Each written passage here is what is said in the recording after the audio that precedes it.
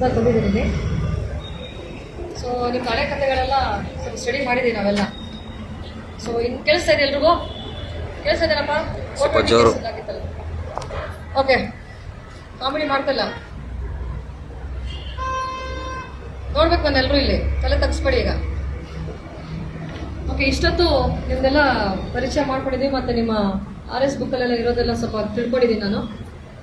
ಹಿಂದೆ ಏನಿದೆ ನನಗೆ ಗೊತ್ತಿಲ್ಲ ಅದೆಲ್ಲ. ಸೊ ಇನ್ನು ಮುಂದೆ ಮಸ್ತಾಗಿ ಯಾಕೆ ತೆಗಿ, ಪರವಾಗಿಲ್ಲ, ಮಾಡ್ದಾಗ ನಾಚಿಕೆ ಇಲ್ಲ, ಇವಾಗ ಯಾಕೆ ಆಗುತ್ತೀಯ? ಸೊ ಹಿಂದೆ ನಿಮ್ದೆಲ್ಲ ಏನು ಚಟುವಟಿಕೆಗಳೆಲ್ಲ ಇದೆ ಅದನ್ನ ಪೊಲೀಸರೆಲ್ಲ ಗಮನಕ್ಕೆ ಇಟ್ಕೊಂಡಿದ್ದಾರೆ.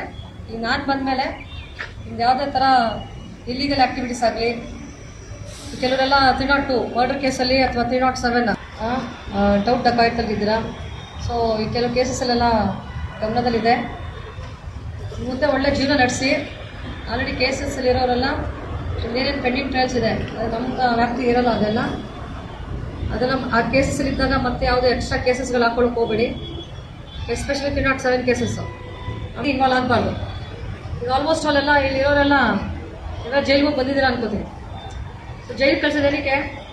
ಶಿಕ್ಷೆ ಕೊಡೋಕ್ಕಂತಲ್ಲ, ರಿಹ್ಯಾಬಿಲೇಟ್ ಮಾಡೋಕ್ಕೆ, ನಿಮ್ಮನ್ನ ಪರಿವರ್ತವಾಗಿ ಹೊಸ ಮನುಷ್ಯರಾಗಿ ನಿಮ್ಗೆ ಹೊಸ ಬುದ್ಧಿ ಕಲಿಸಿ ಮುಂದೆ ಸಮಾಜಕ್ಕೆ ಒಳ್ಳೆ ಕೆಲಸಗಳು ಕೊಡಿ, ಸಮಾಜದಲ್ಲಿ ಒಳ್ಳೆ ಹೆಸರು ತಗೊಳ್ಳಿ ಅಂತ ನಿಮಗೆ ಮತ್ತೆ ಪರಿವರ್ತನೆ ಮಾಡಿ ಕಳಿಸೋದು ನಿಮಗೆ ಅಲ್ವಾ? ಶಿಕ್ಷೆ ಅದೇ ಅಂತ ನಿಮ್ಗೆ ಕೊಡೋದು. ಸೊ ನಿಮಗೆ ಫ್ಯಾಮಿಲಿ ವ್ಯಾಲ್ಯೂಸ್ ಗೊತ್ತಾಗಲಿ, ನಿಮ್ಮ ಲೈಫ್ ವ್ಯಾಲ್ಯೂ ಏನಿದೆ, ಅಥವಾ ನಿಮ್ಮ ಫ್ರೆಂಡ್ಸ್ ಜೊತೆ ಕಳಿಬೇಕಾಗಿತ್ತು ಅಥವಾ ಓದಿದ ಕಡೆ ಗಮನ ಕೊಡಬೇಕಾಗಿತ್ತು, ಇದು ಯಾವುದು ಕೊಡ್ದೇನೆ ನೀವೊಂದು 4 ಗೋಡೆ ಮಧ್ಯೆ ನಿಮ್ಗೆ ಯಾಕೆ ಇಟ್ಟಿರ್ತಾರೆ ಅಂತಂದರೆ ಆ ಮೌಲ್ಯಗಳು ಗೊತ್ತಾಗಲಿ ಅಂತ ನಿಮಗೆ.